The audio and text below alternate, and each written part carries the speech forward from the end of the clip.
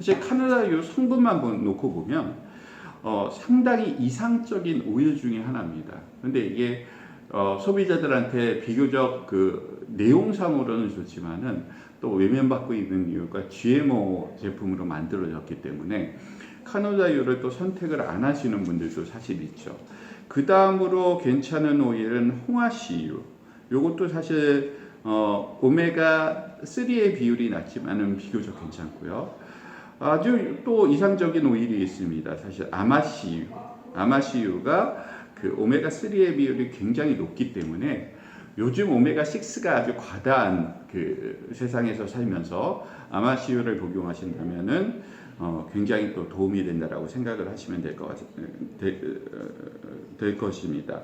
그 다음에 뭐 해바라기 씨유, 우리가 많이 먹는 올리브 오일, 올리브 오일도 비교적 성분 자체는 좋지만은 오메가 6나 3보다는 오메가 9이 많은 오일이라고 생각을 하시면 될 것 같고요.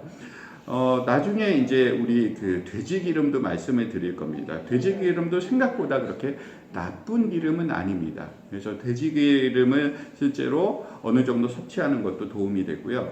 코코넛 오일을 우리가 섭취하는 경우가 굉장히 많은데 코코넛 오일은 이제 포화지방산이 굉장히 높습니다. 그래서 이게 식물성 기름이기 때문에 포화지방을 섭취하는 것도 문제가 없다라고 주장을 하신 분들이 많아서 코코넛 지방을 섭취하시는 분들이 그동안 사실 많았는데 현재 나온 자료로 보면은 코코넛 오일을 많이 섭취하실 때 혈관성 질환의 발생이 높기 때문에 이거는 사실 그 다이어트용이나 실제로 건강을 위해서 코코넛 오일을 과도하게 섭취하는 것은 포화지방산 비율이 굉장히 높기 때문에 바람직하지 않다라고 여러분들이 기억하시면 될 것 같습니다. 그리고 여기에 포함되어 있지 않지만 저희들이 많이 먹는 들기름이 굉장히 오메가3의 비율이 높습니다. 그래서 올리브유, 포도씨유, 옥수수 기름, 콩기름, 카놀라유, 참기름에 비하면은 오메가3의 비율이 아주 그 퍼센테이지로 한 60%가 차지하고 있기 때문에 저희 오메가6가 과다한 식단에서 한국인은 이 들기름을 어떻게 해서든지 보충을 한다면 들기름을 많이 드신다면 굉장히 도움이 되실 겁니다. 뒤에서 다시 한번 말씀드리겠습니다. 저도 아침에 일어나면 들기름을 이제 반 숟가락씩 그 섭취를 하는데 들기름은 굉장히 그 고온에서 우리가 그 추출을 하다 보면 발암 물질이 생길 수 있기 때문에 산패가 될 가능성이 굉장히 높기 때문에 저온에서 압착식으로 그 나온 제품들이 요즘 있습니다. 물론 저온에서 압착식으로 나오다 보니까 향은 조금 덜하긴 하지만은 담백한 맛은 훨씬 더 좋고 그 다음에 여러 가지 발암 물질이 포함될 가능성이 적기 때문에 이런 제품을 사용하시는 게 좋을 것 같습니다. 제가 오일은 이제 한 가지씩 이제 설명을 드리고 오늘은 좀 마칠까 하는데요. 우선 여러분들이 많이 섭취하는 올리브유 엑스트라 버진입니다. 맛과 향이 좋은 최상급 올리브를 압착식으로 했기 때문에 굉장히 이상적이죠. 발연점이 그런데 조금 낮습니다. 180도에서 200도. 그렇기 때문에 샐러드 소스나 가벼운 볶음 요리 빵에 찍어 먹거나 이런 것에 좋지만은 실제로 튀김이나 부침 이런 용도로는 엑스트라 버진 올리브유를 사용하시면 안 되는 거죠.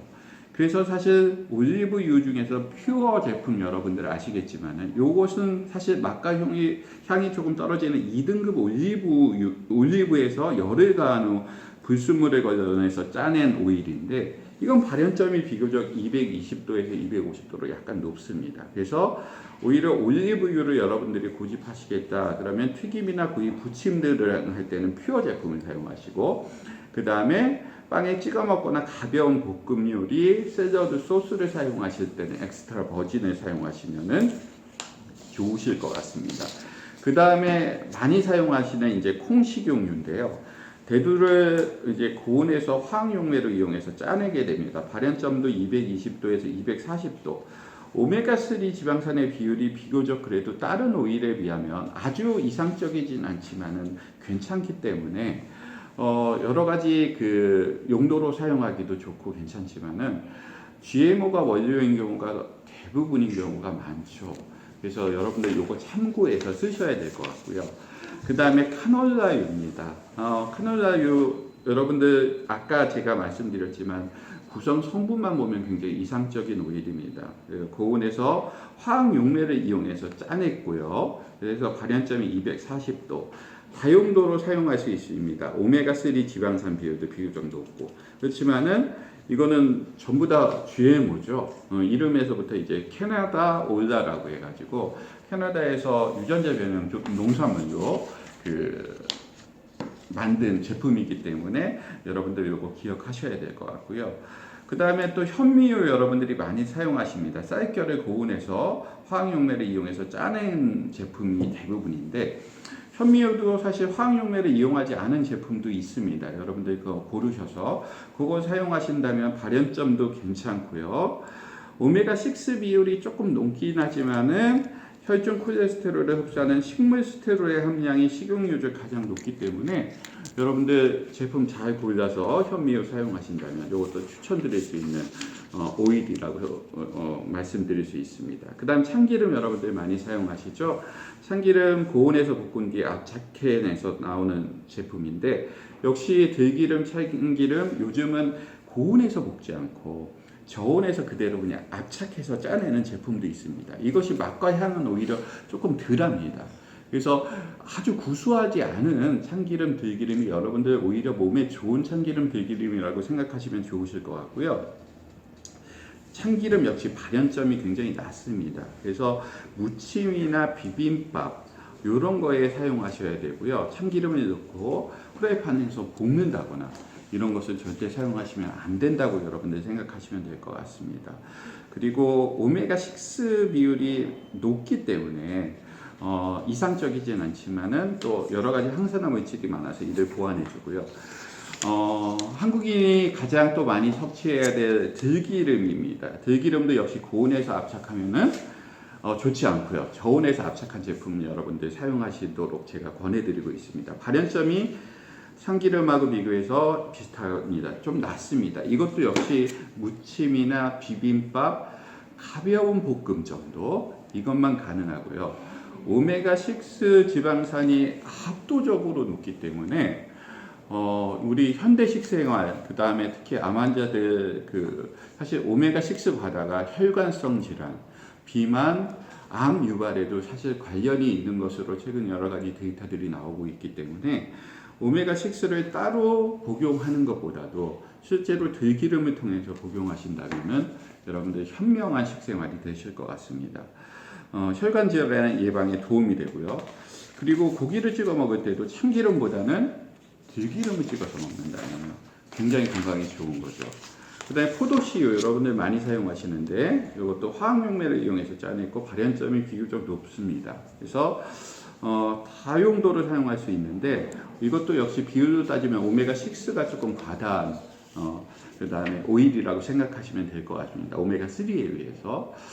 그렇지만 이제 항산화 효과가 있는 토코페롤 함량이 높아가지고 이를 좀 보완해주고 있죠. 그 다음에 구하기는 조금 힘들지만 아몬드나 호두유 이거 고온에서 화학용매를 이용해서 짜내는데 발연점도 높고 볶음, 그릴, 구이 요리, 샐러드 드레싱 향도 굉장히 좋습니다. 근데 이제 우리가 보면은 조금 진득한 그런 느낌이 있기 때문에 일반 요리에는 좀 사용하기는 어렵지만은 오메가3 지방산이 매우 풍부해서 혈관 질환 예방에 도움이 된다라고 여러분들이 기억을 하시면 되실 것 같습니다. 오늘은 이 정도로 마치고 다음번에는 이제 고기 섭취, 그 다음에 고기 섭취할 때 또 고기 굽는 방법, 그러면서 또 고기별로 지방 함량이 어떻게 되는지, 그 다음에 또 이제 우리가 고기를 먹으면서 또 여러 가지 식물성 섬유효소를 어떻게 섭취하는 것이 좋은지는 우리 다음 시간에 여러분께 알려드리도록 하겠습니다. 네, 감사합니다.